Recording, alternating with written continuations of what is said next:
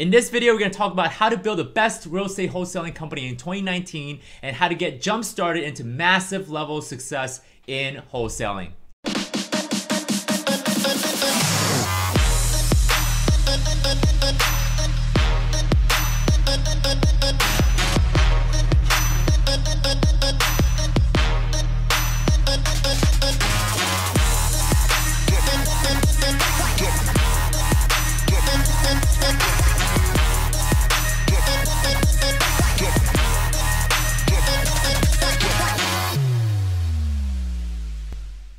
Hey, what's going on, guys? It's Sam Kwok, one of the Kwok Brothers real estate investor, and in this video it's everything and anything about wholesaling. Now, I do want to make sure I give you guys a disclaimer by saying that I am not an attorney, I am not an accountant, nor am I a financial advisor. That being said, please guys, don't misconstrue this video as any sort of tax or legal or financial advice. So getting started, I want to kind of break down what wholesaling really is, and there's a lot of gray and murky water as to, is wholesaling the same thing as brokering real estate, or becoming a wholesaler, am I the same thing as a real estate agent?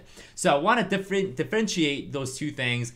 Wholesaling is kind of like when, kind of giving a story, anecdotal example, it's like waiting in a line in a Black Friday shopping, right? You guys know what Black Friday is. During Black Friday, we go and wait in line, and let's say you go to your favorite shopping retail store, you wait in the front of the line, and you happen to be the first person in line, right? And all of a sudden, as time goes by, right, you got all these people waiting to get the best deals possible from the store. So you're waiting and waiting, and let's say someone walks by and say, hey, listen, you're in front of the line, I can see that, and you have the best shot at getting the best deals. What if I paid you $250 or $500 to swap places, right? And you're thinking, you know what, $500, this, letting this person in front of me, not a bad deal. So you let the person in front of you and you swap places, and this person is now in front of the line who has the highest chance of getting the best deal. So wholesaling is much like that. It's kind of like going out there, putting a property under contract, meaning you're buying the property and then ultimately swapping places, right? Someone else comes by, another investor says, hey, listen, I see that you got that property under contract. It's a smoking hot deal. Can I pay you money to trade places with you on that contract? Meaning this investor now becomes a buyer, and you kind of let that person cut in, right? Instead of you being the end buyer. So that process is the gist of wholesaling. There's a lot of obviously nuances and details that go through it. So put this in a graphical representation. I'm gonna actually use blue. Let's say this is you, okay? And you're the buyer. And let's say you go and find a property that you know can make some potential profit, whether it's fix and flip or you buy as a rental property. So you go out there, you analyze it, it looks great. And of course, this comes with a seller, right? And you negotiate with the seller. So the skill set that's required of you to build the best wholesaling company in 2019 is you gotta have the ability to negotiate, okay? You need to understand, what problem can I solve? You should write that down if you're taking notes. What problem can I solve with the seller that has this property, right? Does the seller have a capital gains problem? Does the seller need to move out of state? Are they facing a foreclosure? Some of those questions you need to be able to answer and address to be able to gain a leverage in the negotiation process. So let's say you got this property down, and originally the seller was thinking, you know what, I want to sell it for $100,000, but you managed to bring the negotiation down because you're such a great negotiator. You bring it down to, let's say, $90,000 purchase price.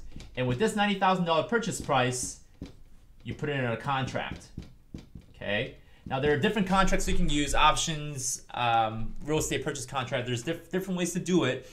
Depending on the state that you live in, you may have different format.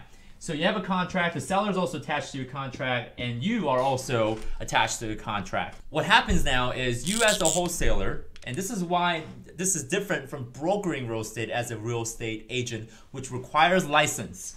So let's say you go and find another end buyer, or the end buyer supposedly approached you, okay, and says, hey, listen, I see that you got that property under contract for $90,000. I know I can buy it and I can flip it and I can make massive amount of money. Would you be interested in having this contract, like me taking over this contract as the buyer, right? And you say, you know what? Okay, I'll name a price. Pay me 10 grand, and I'll let you swap places with me in the contract. And you as the buyer, okay, is gonna accept the $10,000, let's say, assignment fee. We call this the assignment fee, And you got to be careful calling this a commission, because if you're not a licensed realtor or licensed real estate agent, you're not supposed to get commission, right? You don't want to seem like you're brokering. This is where you want to stay away from, right? You don't want to do anything illegal. You want to make sure you do things legal, ethical, and moral.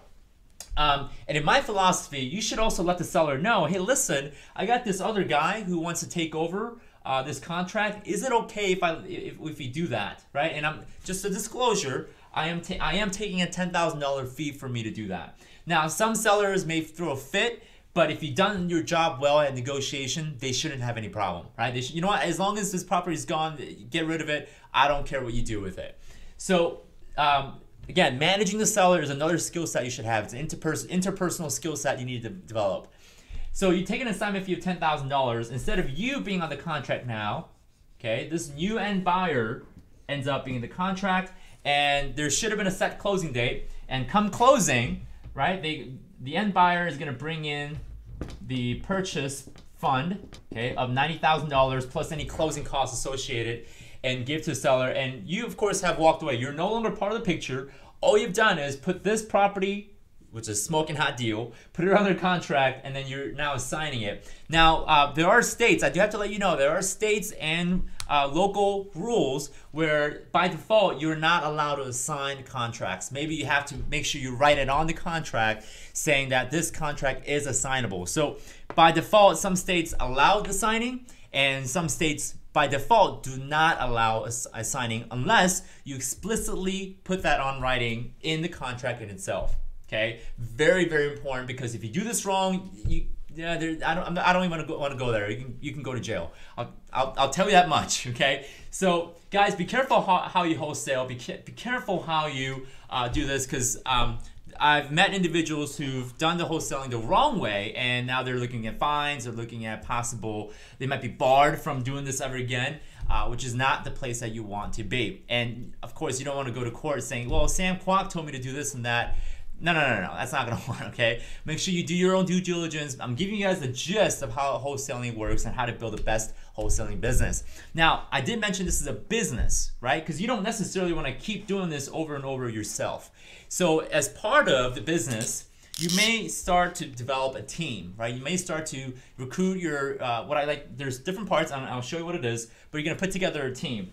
You may start to have what's called an acquisition manager. I'm running out of room. Acquisition manager, all they do is their job is to go out there and acquire property. You may also have a disposition manager, and the disposition manager, all their job is to find the end buyer and making sure that they dispose, take the contract that they have and get it out to another end buyer so that they can, you guys can do this more efficiently and fast.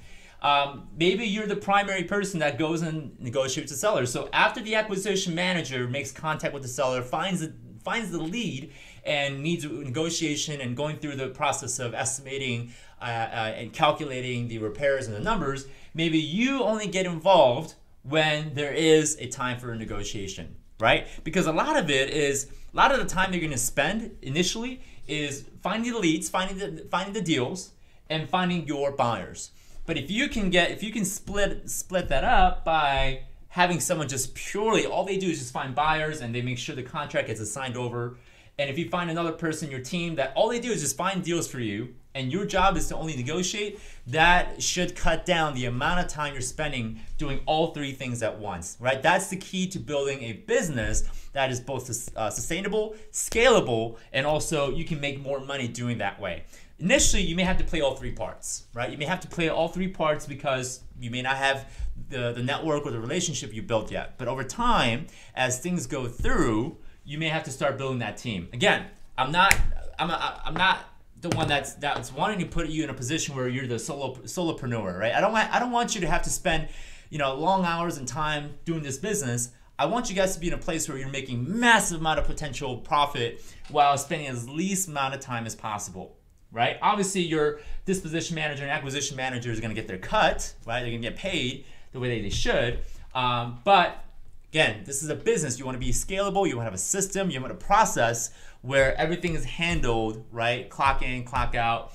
you know, in a very smooth and effective way. Now, guys, if you guys want to see how I find deals, if you guys want to see how I find these end buyers, if you guys want to see the rest of the process and how to really implement this, I actually prepared an hour-long training presentation. I like to call it the 3 secrets to wholesaling mastery. If you guys want to see that webinar, it's about an hour long. I'll go ahead and put that link in the below in the video right here. You guys should see it. Let's see, like right here, okay? It's wholesaling.thequacbrothers.com. Check it out. It's about an hour long, so grab your popcorn and soda, whatever you want to do. I cover 3 secrets to wholesaling mastery. Things like how to find the buyers, how to find the leads, how to conquer your fear and your lack of confidence to getting to where you need to be to start wholesaling so that you can stop doing your job or whatever you want to do. Right? Ultimately, most of you guys want to buy rental properties and create cash flow and create passive income. That's the end game goal for some of you guys.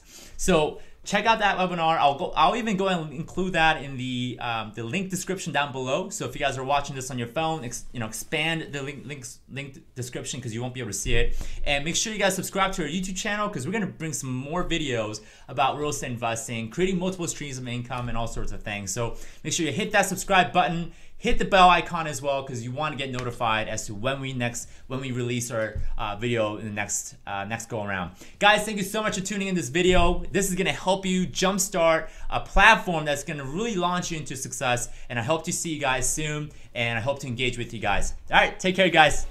Well, hello there. You made it to the end of this video. Congratulations, and that probably means that you like our video and you love what we did. So be sure, if you want to get more information, more YouTube videos from us about real estate investing, be sure to subscribe to our YouTube channel and hit the bell icon to make sure that you get notifications on our future videos about real estate investing.